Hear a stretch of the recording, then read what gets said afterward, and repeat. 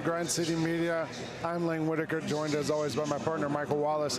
We are courtside at FedEx Forum, where tonight the Los Angeles Lakers are in town to take on the Memphis Grizzlies. And it's also 191 Collabs night, the first of the season. I got my Good Hippie t-shirt on. We got Good Hippie gear for sale. I don't know how much is left because it's a limited edition thing, but it's off for sale at the Grizz Den. And welcome with us. The Grizzlies have been on the road last couple of days, come back 1-1 from the road trip in Philly and Brooklyn. The Lakers have been on the road for a little bit too. Started off 3-0, but have had a 1-3 road trip coming into tonight's game. And we just got some injury news from the Lakers. We'll get to that in a second. Michael, you were on the road trip with the Grizzlies. Started with that big win in Philly, lost again to the Nets. But there were probably some positives to take away from that Nets loss, right? There were. I mean, this team was a lot more competitive in the second game against the Nets. Now, you never want to lose to the Brooklyn Nets two times in the span of a week. A rebuilding Nets team. A rebuilding Nets team, but they're scrappy. Dennis Schroeder is a veteran. You know, Cam Thomas is one of the top scorers in the league. You know, they just have a lot of guys that are capable players, especially on the perimeter. But what the Grizzlies did take away from that road trip was they got back to their rebounding. They became a more dominant rebounding team. They moved up to the top of the league in assists, averaging 30.7 assists a game too. So especially from the Philly game, they were able to get the ball movement going as well too. And you're seeing the depth in these rotations and some more confidence from two rookies in the lineup in Zach Edey and Jalen Wells. Yeah, and actually the NBA.com rookie ladder got updated right before we did this show, and Zach Edey's on the top of that ladder. Jalen Wells is, I think, number 3 on the ladder. So great performance already for these two rookies who've been pressed into action early on. I think we knew Zach Edey was going to play pretty big minutes early on, but with the wing injuries the Grizzlies have had, Jalen Wells has really stepped up right away, and I mean, he's starting for this Grizzlies team, and he's been really good. He's been really good because of his size, his length, right? He's 6'7", 6'8". He's able to shoot the ball as well. I mean, he's a great three-point shooter. He spots up with confidence, so you got to respect that shot. But what's keeping him in the rotation, what's keeping him in the lineup is the defense. He's taking on the top defensive perimeter assignment night in and night out. And when you can do that, he did it against Damian Lillard with the Bucks. You know, then you come back and you do that, you know, on Saturday against Tyrese Maxey with the 76ers. And then, you know, again, these guys are going to be volume shooters, volume scorers. But if you can disrupt them, and that's what Jalen Wells has done, he's going to continue to say, hey, listen, this is not, I didn't expect to start so soon, but I did expect to have a role on this team, and he's certainly stepped up to the call. Yeah, he's been great. And he's sort of tag team with Scottie Pippen on those defensive assignments in the backcourt. And Zach Edey was a guy who steps into the starting lineup. And we actually have some audio here that you got of Jalen Wells talking about what Zach Edey brings to the team and the difference he makes when he's on the court with you.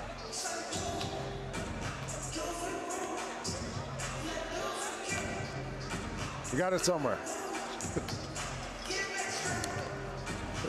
Or maybe we don't have it. Okay. If we don't have it. If we don't have it. So basically, I know what you're talking about because I asked the question, right?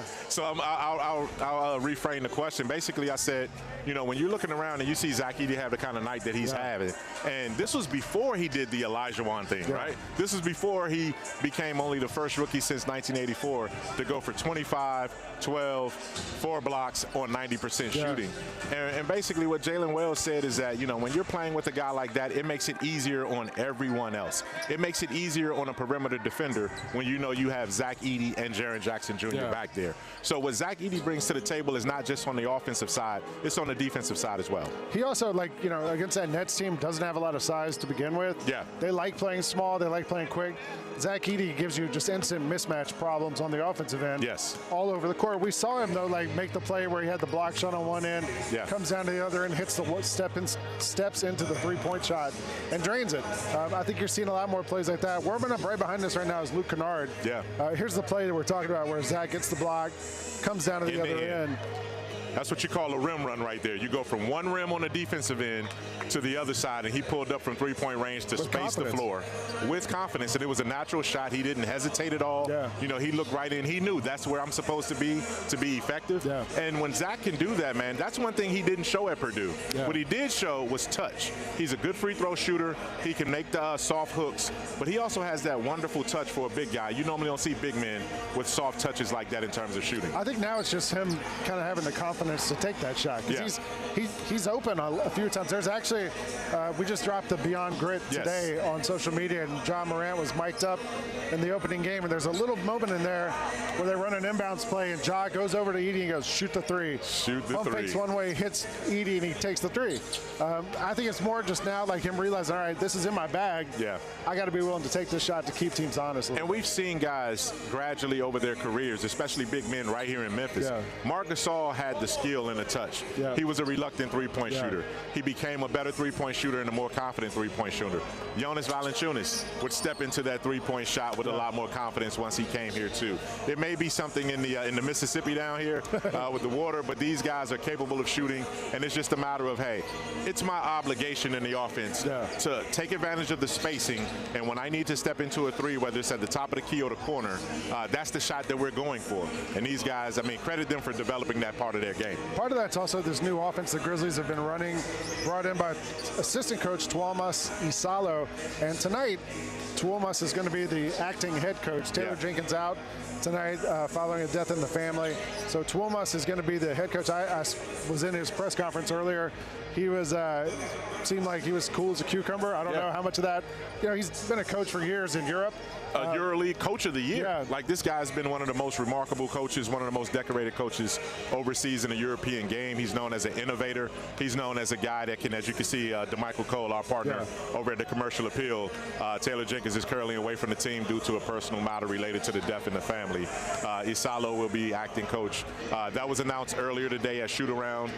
Thomas has come out. He told me to call him Coach T.I. I could go T.I., Coach T.I. And, you know, he's waiting for this. There's a different T.I. in the United States? He does. But what you're going to see is a guy that wants to get the pace. Yeah. He's the pace setter. He's the guy that came in and helped innovate this offense and put them at a pace where they're going to get up and down, and I expect to see that tonight. He talked a little bit about the collective, and one of the guys they're hoping to see tonight is Luke Kennard. He said Luke was going to be a game-time decision. He's shooting right behind us right now. Looked pretty good going through his movements. The Lakers had a similar situation tonight. Anthony Davis, leading the NBA in points per game at the moment, has a bad foot. Came out, went through his pregame warm-up, and they just told us he's not going to play tonight. Rui Hachimura also out for the Lakers with an illness. But Kennard, if he's able to go, that gives you some more of that depth on the wing that you've been missing so far this year. Yes, and this will be the season opener for Luke Kennard. He missed all of the games so far, all 8 games. He had that midfoot sprain, that midfoot issue that he suffered in the preseason game at Indiana towards the end of the preseason right there. And he's kind of been out rehabbing it, worked his way gradually up. But what you need is a guy that can knock down a perimeter three-point shot. So he gives him another look. This is going to be interesting to see how these rotations go, because Taylor Jenkins, understanding the other injuries that the Grizzlies have dealt with, finally got this team to a point where he wanted the rotations to be. Now you're inserting a guy that you definitely need to be a part of it. So this is a good problem to have. I just wonder what this means for some of the other guys that have been playing well. You know, whether it's Jalen Wells, Scottie Pippen playing less minutes at the 2 in the backcourt with Ja Morant, and also Jake LaRavia. What does this mean for those guys? It gives you a little more size too. Like if you want to go that route, it gives you more options. And I think it's something the Grizzlies. It's a good problem to have. It's something we're going to see them figure out the next couple of weeks. You're watching the warm-up show here on Grind City Media. We're going to take a break. When we come back, Jessica Benson joins us. Dave McMiniman from ESPN is going to join us also. We got a lot more show to go. We're 15 minutes till tip-off. Come down, buy a ticket, see it in person if you want, or hang out with us here on the warm-up show on Grind City Media. You know, we got to talk about Scottie Pippen Jr. Scottie has inked that contract, and he is now officially off the two-way. He is a member of the regular rotation. Well-deserved, from my opinion. Like, he straight up earned this one from all the time put in last season with the injuries to Summer League. Hey, Grizzlies fans, be sure to tune in to Grizzbeat, where the panel and I break down all things Grizzlies and take a look at the rest of the NBA as well. The show is live every Wednesday, 2 p.m. on YouTube at Grind City Media and the official Grind City Media app. I will take Happy Feet. Give me Happy Feet. Hugh Jackman plays Memphis, the Penguin dad in Happy Feet. I love it. Beautiful message. The tap dancing. Oh, that was great. Give me Happy Feet. Tune in to the Jessica Benson Show with CJ Hurt, live every weekday at 8 a.m. on YouTube at Grind City Media and the official Grind City Media app. Justin Timberlake. The Forget Tomorrow World Tour. Live in Memphis. Justin Timberlake. FedEx Forum, Saturday, November 23rd. Get tickets now at livenation.com. The brand new single Selfish is available to stream and download now. For more, hit up justintimberlake.com. One of the things I really do like about the history of the Memphis Grizzlies is that we have people who have moved here and stayed here. I like how much some of those guys have not only made millions here and won games here, but spent real time here and raised children here. Yes. And become a real part of the community. The Gary Parrish Show, live on weekdays at 10 a.m. on YouTube at Grind City Media and the official Grind City Media app.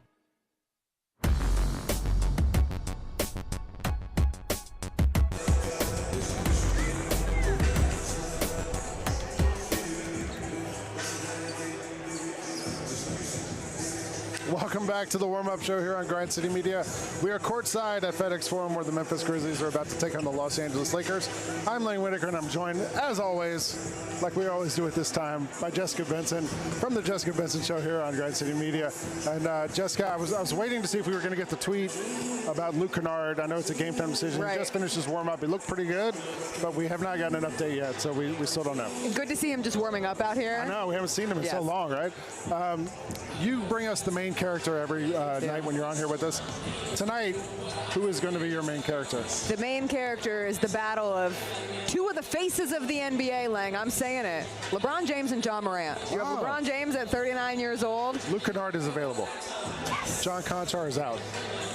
It'll be great to see Luke Kennard for the first time. I mean, we could make him a main character, but I do think a night like tonight is all about the star power. Like, there's always a different energy in the building when the Lakers come to town. So many fans, so many purple and gold fans come from all areas to drive through and watch one of, I would say, still one of the biggest shows in the NBA. For a casual fan, this is an obvious game to come and take in. But for John Morant, I know that the Grizzlies lost to the Nets the other night, and it is absolutely not preferable to have two losses to the Brooklyn Nets at this early point in the season. However, the resounding image that will come from that game is not a loss. It's the two Ja 360s. So I should say image is the fact that he did it twice. And to see on sports shows, not just with people who talk about sports talking about John Morant, but Devontae Adams was on a show talking about him. Kevin Durant, one of his peers, calling him one of the most athletic athletes that we have. And I think the opportunity to see John Morant in a game against the Lakers, this is not a nationally televised game, but that doesn't matter in today's day and age. Did you see the clip that was going around of LeBron? I don't remember when it was. Ja was hurt the last time they played, and Ja was like, wait till I'm in uniform next time.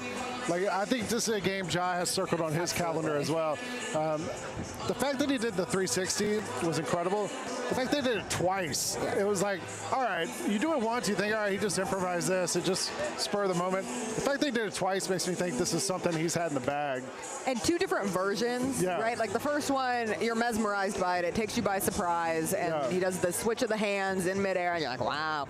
And then the second time, he looks like he's going to dunk it. And we haven't seen Ja put anyone on a poster this year. You talk about things being circled. We've got a poster watch going. Perhaps don't worry. A poster watch 2024 is in action here tonight. But it's dunking it, throws another 360 into the mix. And it's just, we say it so often that it has become a cliche, but it is the reality that every night you sign up to watch Ja Morant play basketball, you could see something that you've never seen before. And in the case of Ja, sometimes he'll do it twice. I like the fact that Ja does these moves and like I said, they're not pre-thought. It's almost like, okay, here's what the defense is giving me. Let me figure out something I can do. All right, I'll just do this. Yeah. That Were you move the one that who he did called twice. It jazz? Yeah, it's like jazz music. Yeah, it really is. It's the improvisation of it. It is. It's like, this is what's available. Or like playing a guitar solo. It's any of those things. It's music. It's figuring out what I have the space to do and what would work within this space. And then let me try it. And you're trying it live in front of 1 million people. And Ja doing that was unbelievable the other night. I like the matchup. We haven't talked about Bronny at all. I walked past him earlier and I was like, oh, wait, we have 2 stars here. So, yeah, the whole James clan is here. And it'll be fun to see Ja go against him. With no Anthony Davis or certified Grizz killer Rui Hachimura. I know, that's the other guy. That's a big one. Rui always just goes crazy against us. In a perfect world, it's a big Grizzlies lead at the end of this game. The chants start to rain down from above. Yeah. Yuki. Well, there is a lot of Japanese media here who came anticipating to see the Rui and Yuki and have that chance. I would love nothing more than for the benches to be cleared, and it's Yuki and Bronny, and Yuki gets his first bucket of this season scoring on Bronny James. That'd be perfection. That'd be great. All right. Speaking it into existence here. Let's do it. That's Jessica Benson. She'll be on the call tonight on ESPN 92.9 with Eric Hasseltine and Elliot Perry, and every morning at 8 o'clock on the Jessica Benson Show here on Grind City Media. You'll see us post-game on the Grind City Rewind. Thanks, Jess. We're going to take a break for 1 minute. Come back. David Miniman's going to join us from ESPN.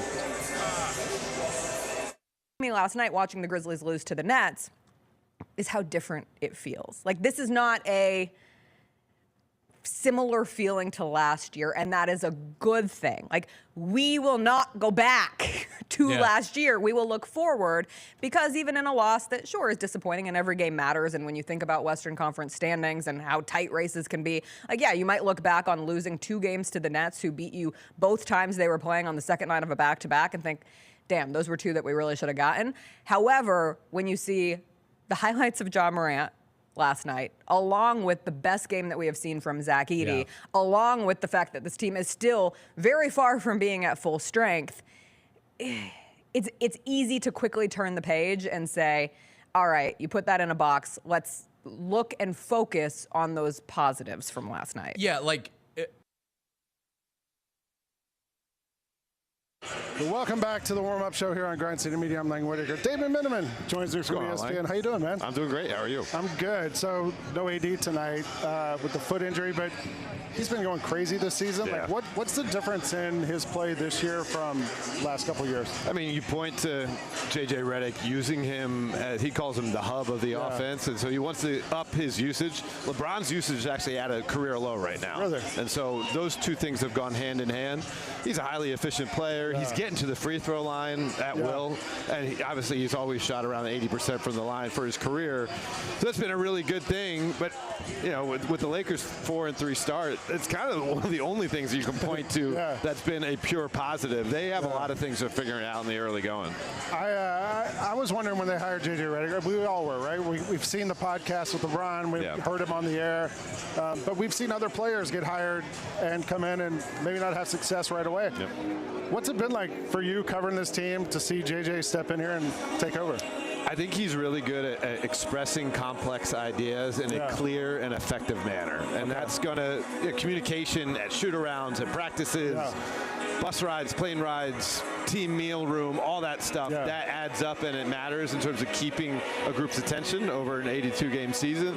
So I think that's a strength that he has. Also, he relies on the information of his staff. He's not a guy just rolling at the top of the mountain with decrees from on high. And I think that is something that is good, because as they kind of examine the trends of what's going well and what's not, that he has a chance to kind of have information from different pockets of the organization.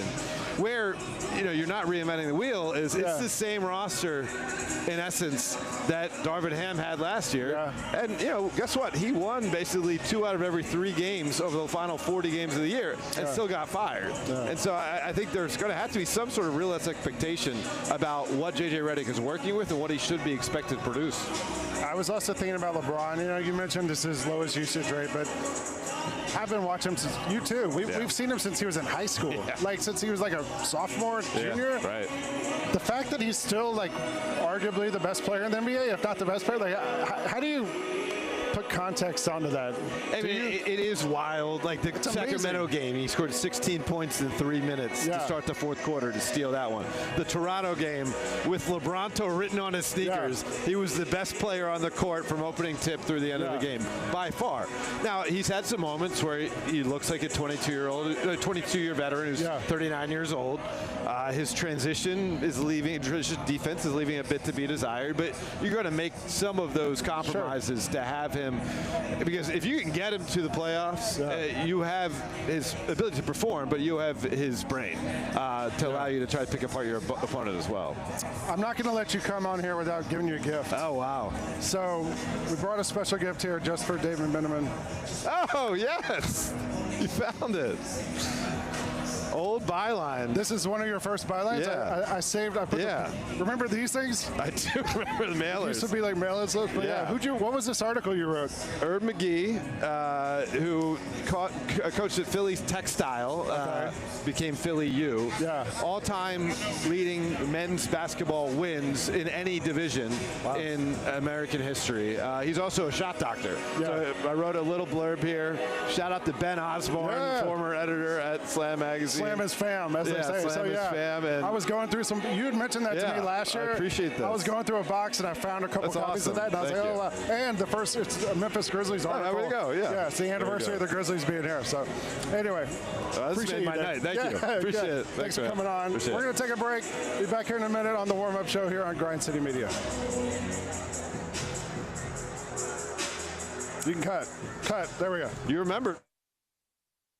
Who do you see ending up in the SWAC championship game? So give me your East and your West based on what you see right now. If I had to say from what I've seen this year so far, I think you're probably going to get a Southern Jackson SWAC championship. Get all of your HBCU sports and culture news by tuning in to HBCU Huddle with CJ Hurt and Mike Wallace. New episodes drop every Thursday on grindcitymedia.com, YouTube, and Spotify.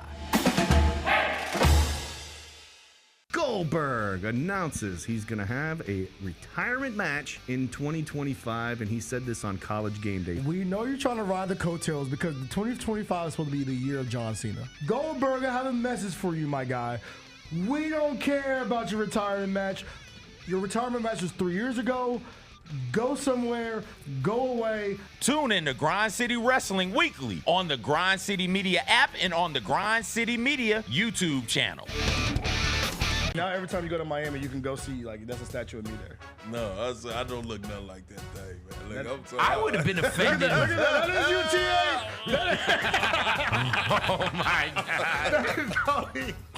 UTA. Oh, look.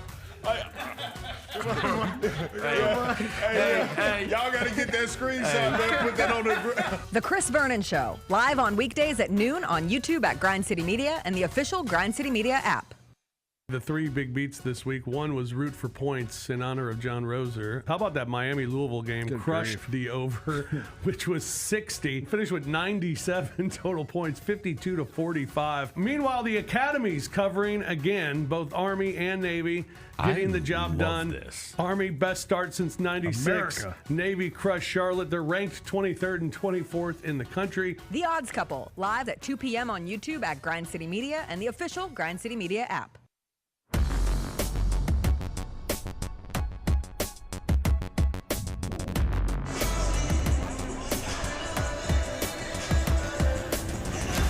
Welcome back to the warm-up show here on Grind City Media. I'm Lang Whitaker, joined by Michael Wallace again to wrap this thing up before you get to the pregame show on the TV and the radio and everywhere else. Before we get there, we always go around the NBA at the end of the show. Michael, I haven't seen you since you got back from Philly. Yeah. After that game, Joel Embiid got into it with the columnist. It wasn't you, was it? No, it wasn't me. Right. It wasn't me. It wasn't me. Joel Embiid got into it with the columnist, got a 3-game suspension. What was going on? Did you guys know what was happening? Could you understand there was a hullabaloo happening? No, we didn't. I didn't know what was happening until like the Grizzlies locker room had just wrapped up. Yeah. I walk out, and then my friend Keith Pompey, who's the beat writer for the Philadelphia 76ers, was like, Mike, man, there's some S going on. I just got out the locker room, and he was tweeting in real time, and his tweet basically broke the news that there was an altercation in the locker room. And then he's like, man, this is just part and parcel for what's going on around here. But 3 games, Lang, I feel like 3 games is light, all things considered. Yeah. You know what what I mean? 3 games was like, for what that kind of altercation in a public locker room, one of your brand franchises, and I get it. The guy it was a poor, tastefully written column. Yeah. But I thought Joe Dumars kind of gave Joel Embiid a pat on the back, a slap on the butt instead of like a real. Embiid wants to be out anyway. He does. They're just going to be like, oh, he's healthy. Let's have him sit out these 3 games. You've been a columnist. Like, you've written stuff. Yeah. And one thing that I've always admired about you is that you're not afraid to show back up. You're more in features, That's part of it. If you write something about somebody, if you're going to write something negative, you got to be willing to take the consequences of it. But it's got to be tasteful, though, man. Like, so the one thing I always, our friend Sekou Smith, we used to talk about this. You never talk about how much money a player makes, injuries, or their family. Those are the 3 things that are kind of like, they don't control those things, right? So, like, you don't talk about those things. You talk about, if you want to talk about they haven't played well, whatever, that's fair game. But, like, those things are like, and that, the stuff that they got written kind of crossed all those. He checked all 3 boxes off, right? So, and it was unfortunate, but the postscript to that is Embiid got suspended 3 games. He apologized to the columnists, and the Philadelphia 76ers sent a letter apologizing to the newspaper as well. And that was generous of them to do that, from that Just standpoint. another calm day in that Sixers franchise. Yeah. Something going on a lot. Number 2 today, Greg Popovich is out indefinitely after having a medical episode. One of the assistant coaches stepped up to coach the team for the time being. We don't know when he's coming back. Popovich was 75 years old. He is 75 years old. He's been doing this forever. Like, how do you think this affects the Spurs franchise and what they're trying to do right now? Well, it's tough, man. It's a delicate situation because you want to respect Greg Popovich's privacy and his health. But he's such an iconic public figure that is synonymous with that franchise. You can't help but wonder, man, how serious is this? Should we be, showing our gratitude, embracing ourselves, or is this something that we can expect him to come back from, right? And right now, we just don't know. There's not a lot of details out there. When Taylor Jenkins comes back, he was one of the guys from the Popovich tree. I'm looking forward to talking to Taylor and seeing, how much he can share about what's going on, because I know he's been abreast of that situation. Have you ever had a Pop moment where he called you out, or like? I haven't had a Pop moment where he called me out, but I've been in his office in a one-on-one situation. I have too. And he was so gracious. That wasn't like the Pop that you see in these sidelines, although he's gotten better this year. I had a moment. I never had one of those Pop moments on the sideline. I was one-on-one with him, and the PR, Tom James, the longtime Spurs PR guy, introduced me to Pop. I was like, Coach, this is Lang Whitaker from Slam Magazine. And Pop goes, oh, Slam. So kind of like U.S. News and World Report, huh? And I said, well, it's similar. They sort of stole our style. And he laughed, and after that, he was great. That's it. I think I had to pass the initiation, from Pop. Yeah, you definitely have to, man. And he's a guy that's going to respect you. He always respects those who have good questions. Yeah. Like questions that make him think. And I think that aren't afraid of him, too, or, willing to give it back to him a little bit. Yeah, he does not like the talk about questions, though. Hey, Coach, talk about your play in the 3rd quarter. I don't either. You were also, Jessica and I talked about it a little bit, those 2 shots Ja Morant made in Brooklyn, the 2 layups, broke NBA records for traffic. We have them here. What was your reaction when you were on the call, right? With Yes, Eric I was on the call. Hasseltine? I immediately shut up because Eric Hasseltine, to his credit, he anticipated the first one coming, the one that's at the top. He anticipated it because he said Ja's angle was such that it was going to be a highlight waiting to happen. So I stood back, my mouth was wide open, and I just listened to the crowd in Brooklyn just go crazy. The second one, I was like, oh my goodness, like this is ridiculous. Now, 161 million views on social in 24 hours. I mean, that's the textbook definition of viral right there. And Ja is doing something every single game that's catching attention. The way I describe Ja to people when they ask me about it is like, you would also, this applies to you. I've watched a lot of basketball. I've watched so much basketball that it's almost unbelievable. Yeah. And every game, Ja Morant does something I've never seen before. And like you think, like, where did this come from? Like, just when you think you've seen everything, he pulls out something else. And he makes it look so effortlessly in terms of athleticism. It's just a beautiful thing to watch. Now you just got to hope that the Grizzlies can get out of this up and down nature and stack some wins together. We also to sort of underscore those highlights. We've seen him enough at this point that we know, like, when he gets the ball around half court to the right side, he starts backing up. He's setting up for that move, and maybe he's going to get a dunk. Something special is going to happen. So it's fun to watch, and I'm just glad we get to watch Ja again every single night when we're here. We got 1 minute till tip-off, Mike. Give me a matchup you're looking forward to tonight. Well, I was really looking forward to Zach Edey, Anthony Davis. Anthony Davis is out right now, and so it's LeBron James and Jalen Wells. Yeah. And seeing what that matchup is like for Jalen Wells. He's not going to be wide-eyed, but it's LeBron James. And, every time you have a rookie in this situation, you can't be afraid of the moment. So we'll see if Jalen Wells gets the assignment on LeBron James. You're talking about a rookie going up against a 40-year-old vet, man, at the top of his game, still at the peak of his powers. What about you? I want to see Ja just go against the Lakers, go against Showtime. Jessica mentioned LeBron versus Ja, and they're not going to guard each other, but it's two forces of stardom going against each other. Yeah. I want to see Ja show out. We know Ja has this game kind of circled. I got one more. If we got time, I got one more. Yeah. I can't wait till the last 3 minutes of game. Give me Yuki. Yeah. Give me Yuki and Bronny. Yuki and Bronny, baby. That's going to go viral. That's going to break John Moran's records. There's a huge Japanese media contingent here tonight to see Yuki and Rui, but hopefully we get to see Yuki tonight. Yuki and Bronny. You go get your Yuki jersey on. We'll get ready for this game tonight. You can tune in now over to FanDuel Sports Network. Catch Grizzlies live, or you can tune over to ESPN 92.9. Catch the broadcast there. We'll be back on Friday night. Grizzlies against the Wizards. He's Michael Wallace. I'm Lang Whitaker. Thanks for watching the warm-up show here on Grind City Media.